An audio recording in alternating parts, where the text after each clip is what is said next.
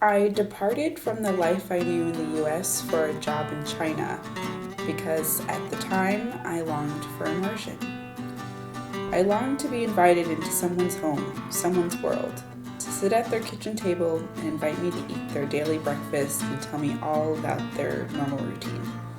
I ached to learn new things, to make connections with strangers, to learn the nuances of language and life.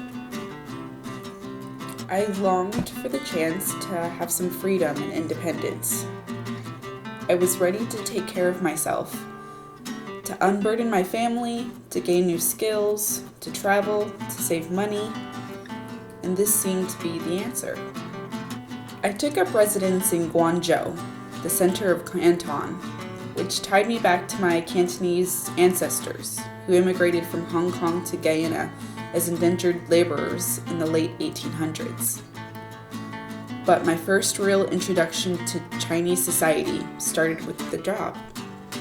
I would describe my 2.5 years in China as a turning point in the story of my personal and professional development.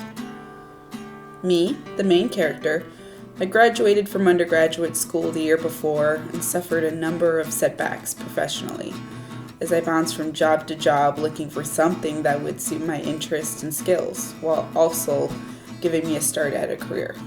As an international studies major, I felt I had a wide array of interests, but truthfully, travel was at the center of it. It was one thing I was sure I could handle.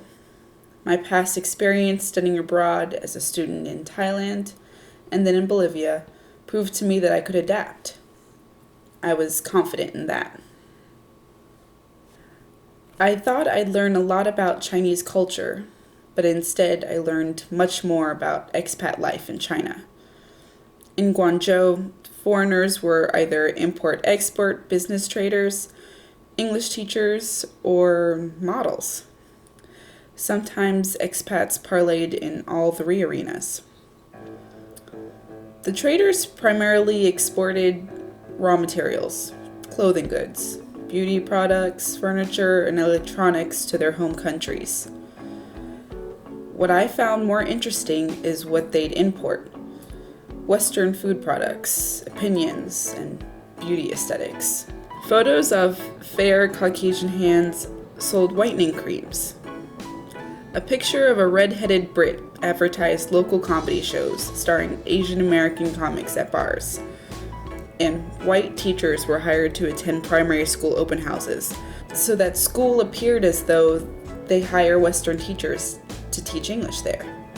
This industry, where white Americans, Australians, Brits, South Africans, and Eastern Europeans modeled and worked as props to lend Chinese companies a Western face, was called white-facing. White-facing jobs weren't offered to foreigners like me. Instead, all I heard were stories of Black American teachers in my company dealing with parents pulling their children out of their classrooms when they'd learned that the Black teacher was going to be guiding their students through the Western world. English teachers were cultural guides. Foreigners expected to teach children the customs, traditions, and social norms needed to succeed in Western countries abroad. The teachers wouldn't be recruited for their teaching skills, nor their experience in education.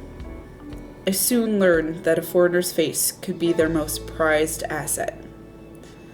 As if round eyes and double-creased eyelids were synonymous with expertise and modernity. My white counterparts would sometimes be offered jobs as marketing props. I was never offered these jobs. The English teachers in the industrious Chinese city centers were cultural workers. And as cultural workers, we weren't expected to adhere to the local cultural norms and laws as my Chinese co-workers were. Though this position was uncomfortable in many ways, it allowed for freedom that satisfied my independence. It was a freedom to express myself freely, away from the gaze of my fellow Americans, family, and friends, unlike my Chinese friends and coworkers. Instead, I was able to pursue my first same-sex relationship without the obligation of explaining myself to my close family and friends. I was free to travel to nearly all neighboring countries and sovereign states without the nuisance of requesting an expensive visa. I enjoyed the universal healthcare system, while also opting for the protection of Western medical insurance provided by my company. With these privileges came the guilt of knowing I earned more than the Chinese teaching staff at my school, and the space to live, work, and play in a country without local language skills. I also knew that I was treated with more empathy and kindness because of my otherness. It was an otherness associated with the glamour of American Hollywood. I was a black teacher from the US, and I was supposed to be dark, yet comfortable in my own skin. Cool, popular, funny, charismatic, not particularly attractive, not by Western standards anyway, and stylish in dress. In comparison, my Chinese female counterparts were supposed to be not as cool, or not quite as confident. Slim, petite, not quite as popular, but more attractive.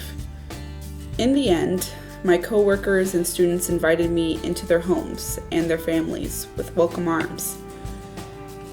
The freedom of social qualms and taboos meant that they accepted me wholeheartedly. They stood by me professionally and mentored me in the workplace. My Chinese students and grandparents hugged me and taught me how to drink scalding hot water.